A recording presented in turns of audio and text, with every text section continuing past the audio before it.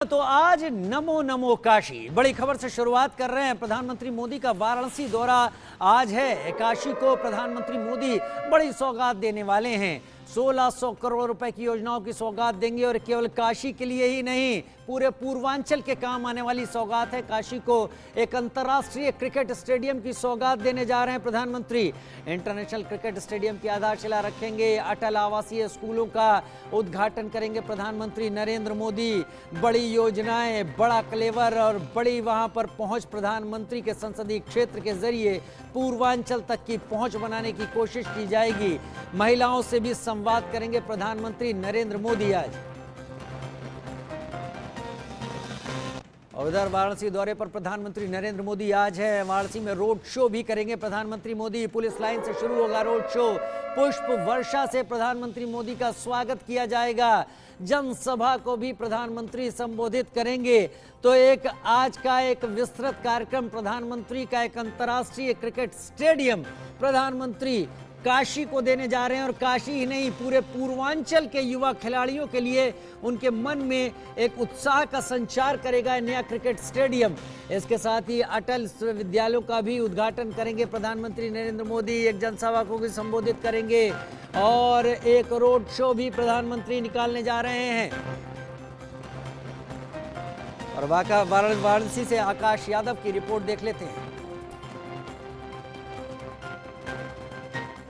काशी के सांसद व देश के प्रधानमंत्री नरेंद्र मोदी अपने संसदीय क्षेत्र वाराणसी पहुंच रहे हैं। इस बार काशी वासियों को 1500 करोड़ से ज्यादा की सौगात देंगे। देखिए, मेरी मौजूदगी वाराणसी के पुलिस लाइन चौराहे पे है। पीएम मोदी जब गंजारी में जनसभा को संबोधित कर लेंगे, उसके बाद सीधे पुलिस लाइन पहुंचेंगे। मेरे पीछे आप तस्वीरों में देख सकते हैं, ये पुलिस लाइन जाने का मार्ग है। यहीं पे प्रधानमंत्री नरेंद्र मोदी हेलीकॉप्टर से उतरेंगे और बाई रोड होते हुए संपूर्णानंद संस्कृत विश्वविद्यालय जाएंगे, जहां पे 5000 महिलाओं के साथ उनकी वार्ता रखी गई है। ये वार्ता दरअसल महिला बिल पास होने के बाद पहली बार काशी पीएम पहुंच रहे हैं और महिलाओं के साथ संबोधन करेंगे, उनके साथ वार्ता करेंगे। तो बहुत अहम मानी जा रही है, क्योंकि महिलाओं के साथ पीएम मोदी का संबोधन है और लोकसभा और राज्यसभा से ये बिल पास हो गया। तस्वीरों में देख सकते हैं, ये रास्ता संपूर्णानंद संस्कृत विश्वविद्यालय की तरफ जाता है।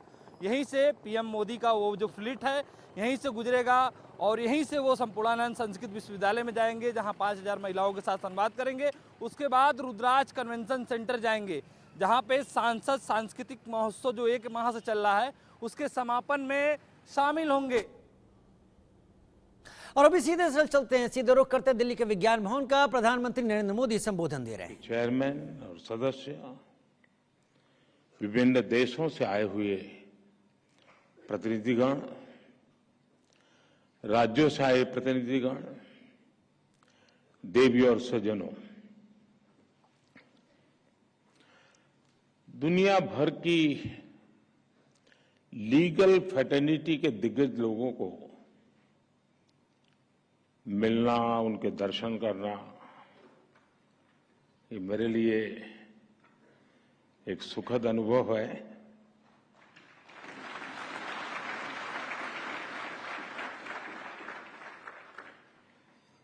भारत के कोने कोने से यहां लोग आज उपस्थित हैं। इस कॉन्फ्रेंस के लिए लॉर्ड चांसलर ऑफ इंग्लैंड और बार एसोसिएशन ऑफ इंग्लैंड के डेलीगेट्स भी हमारे बीच हैं। इसमें कॉमनवेल्थ कंट्रीज और अफ्रीकन कंट्रीज के प्रतिनिधि भी हिस्सा ले रहे हैं। एक तरह से इंटरनेशनल लॉयर्स कॉन्फ्रेंस वसुधैव कुटुंबकम की भारत की भावना का प्रतीक बन गई है। इस कार्यक्रम में आए हुए सभी इंटरनेशनल गेस्ट का मैं भारत में हृदय से बहुत बहुत स्वागत करता हूं। मैं बार काउंसिल ऑफ इंडिया को भी विशेष रूप से बधाई देता हूं, जो बखूबी से इस आयोजन का दायित्व निभा रही है। साथियों, किसी भी देश के निर्माण में वहां की लीगल फ्रेटर्निटी की बहुत बड़ी भूमिका होती है। भारत में वर्षों से जुडिशरी और बार भारत की न्याय व्यवस्था के संरक्षक रहे हैं। हमारे जो विदेशी मेहमान यहां हैं, उन्हें मैं एक बात खास तौर पर बताना चाहता हूं। कुछ ही समय पहले भारत ने अपनी आजादी के 75 साल पूरे किए हैं और आजादी की इस लड़ाई में लीगल प्रोफेशनल्स की बहुत बड़ी भूमिका रही है।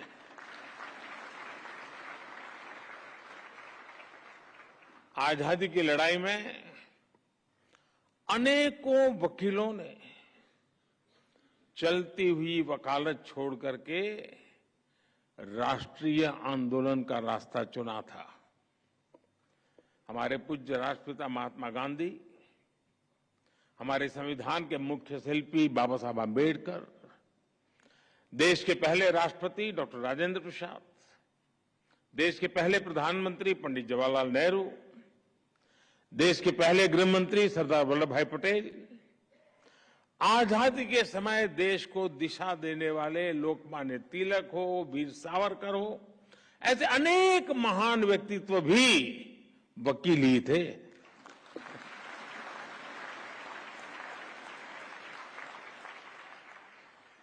यानी लीगल प्रोफेशनल्स के अनुभव के ने आजाद भारत की नींव को मजबूत करने का काम किया। और आज जब भारत के प्रति विश्व का जो भरोसा बढ़ रहा है, उसमें भी भारत की निष्पक्ष स्वतंत्र न्याय व्यवस्था की बड़ी भूमिका है।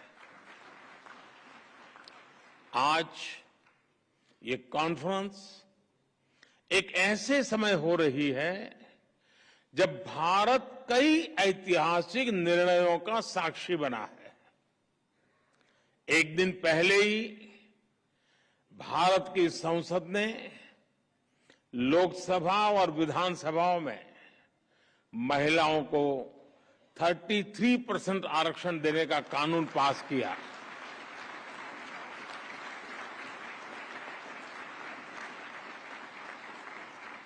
नारी शक्ति वंदन कानून भारत में विमेन लेड डेवलपमेंट की नई दिशा देगा, नई ऊर्जा देगा।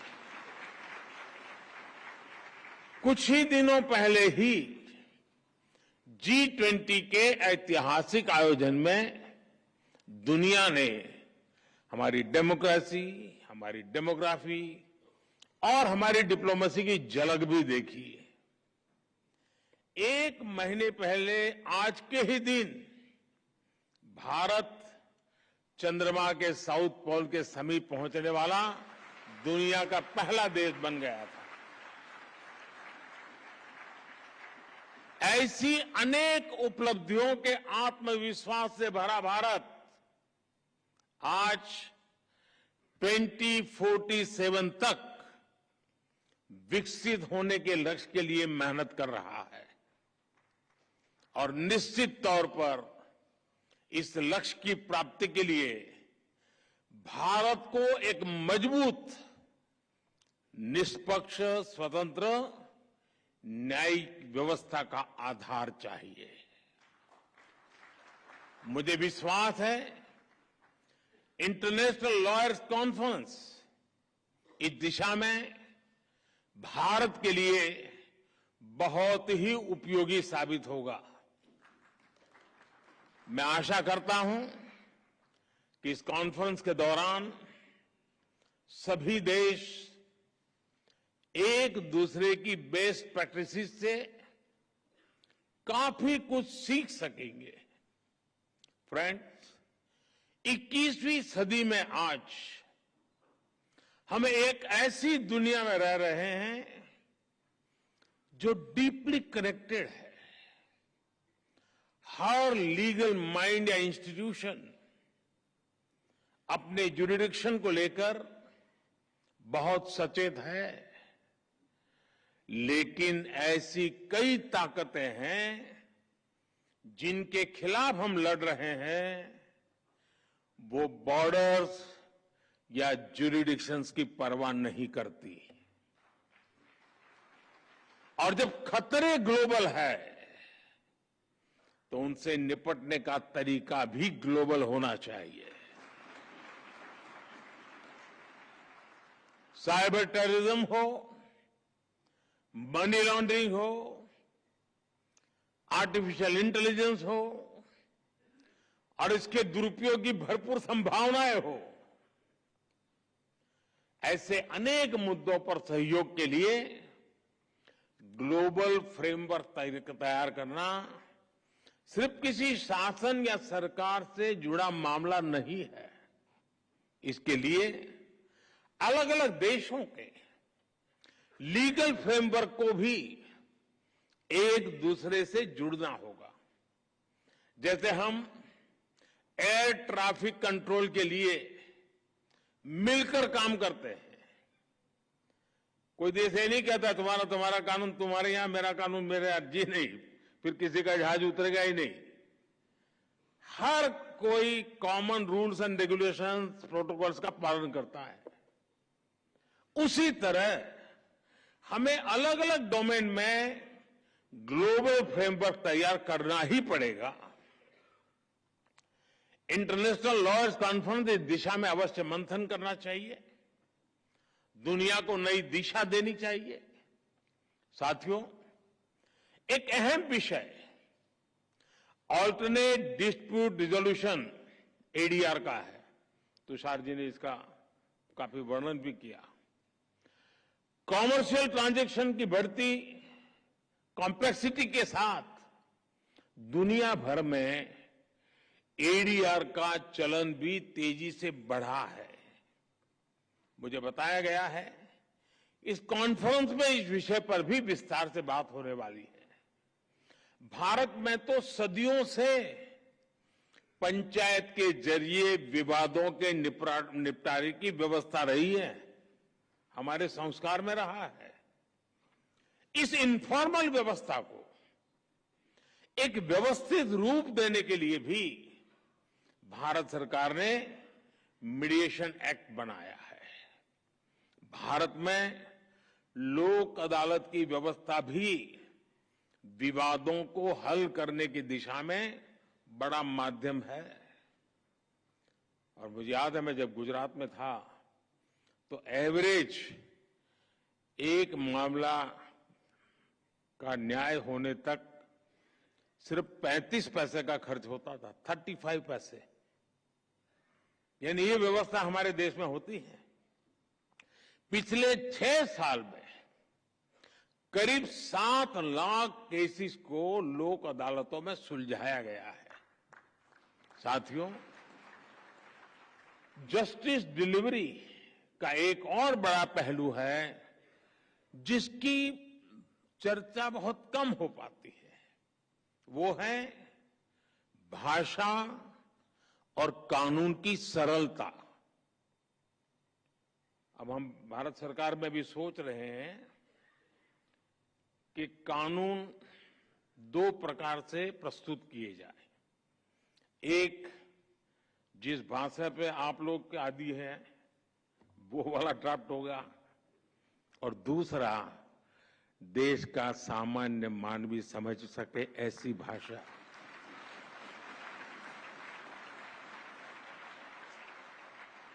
उसको कानून भी अपना लगना चाहिए। हम कोशिश कर रहे हैं, मुझे भी सिस्टम भी उसी ढांचे में पली बड़ी है तो उसको बाहर निकालते निकालते, लेकिन हो सकता है कि अभी मुझे काफी काम है, मेरे पास समय भी बहुत है, तो मैं करता रहूंगा।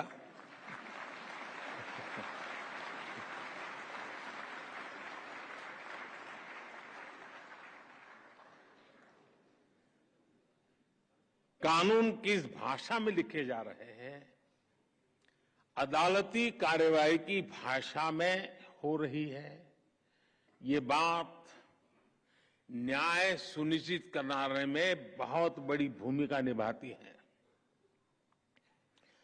पहले किसी भी लॉ के ड्राफ्टिंग बहुत कॉम्प्लेक्स होती थी। सरकार के तौर पर अब हम भारत में नए कानून, जैसा मैंने आपको कहा, 2 प्रकार से, और जितना ज्यादा हम सरल बना सके और हो सके उतना भारतीय भाषाओं में उपलब्ध करा सके, उस दिशा में हम बहुत सिंसियरली प्रयास कर रहे हैं। डेटा प्रोटेक्शन लॉ आपने देखा होगा, उसमें ये सिंप्लीफिकेशन का हमने एक पहली शुरुआत की है, और मैं पक्का मानता हूं कि सामान्य व्यक्ति को उस परिभाषा से सुविधा रहेगी। भारत की न्याय व्यवस्था में मैं समझता हूं ये एक बहुत बड़ा परिवर्तन हुआ है, और मैं चंद्रचूड़ जी का पब्लिकली मैंने एक बार अभिनंदन किया था, क्योंकि उन्होंने कहा कि अब कोर्ट जजमेंट का ऑपरेटिव पार्ट जो लिटिगेंट है उसकी भाषा में हम उपलब्ध कराएंगे। देखिए, इतने से काम में 75 साल लग गए, और ऐसे के लिए, इसके लिए भी मुझे आना पड़ा।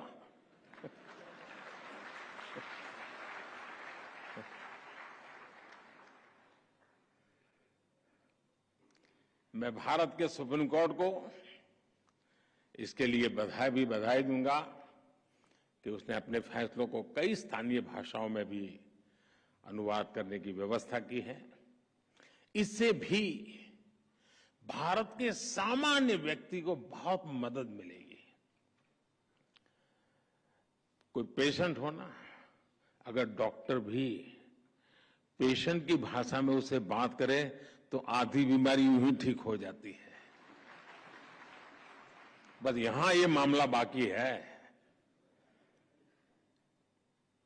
साथियों, हम टेक्नोलॉजी से, रिफॉर्म से, न्यू जुडिशियल प्रैक्टिसेस से कानूनी प्रक्रिया को कैसे और अच्छा कर सकते हैं, इस पर निरंतर काम होना चाहिए। टेक्नोलॉजी एडवांसमेंट ने जुडिशरी सिस्टम के सामने बड़े एवेन्यूज बना दिए हैं। थोड़े से टेक्नोलॉजिकल एडवांसमेंट ने ही हमारे ट्रेड, इन्वेस्टमेंट और कॉमर्स सेक्टर को बहुत बड़ा बूम दिया है। ऐसे में लीगल प्रोफेशनल से जुड़े लोगों को भी इस टेक्नोलॉजिकल रिफॉर्म से ज्यादा जुड़ना होगा। मैं आशा करता हूं कि इंटरनेशनल लॉयर्स कॉन्फ्रेंस न्यायिक व्यवस्थाओं के प्रति पूरी दुनिया का विश्वास बढ़ाने में सहायक सिद्ध होगी। मैं इस आयोजन से जुड़े हर व्यक्ति को इस सफल कार्यक्रम के लिए अपनी ढेर सारी शुभकामनाएं देता हूं। बहुत बहुत धन्यवाद।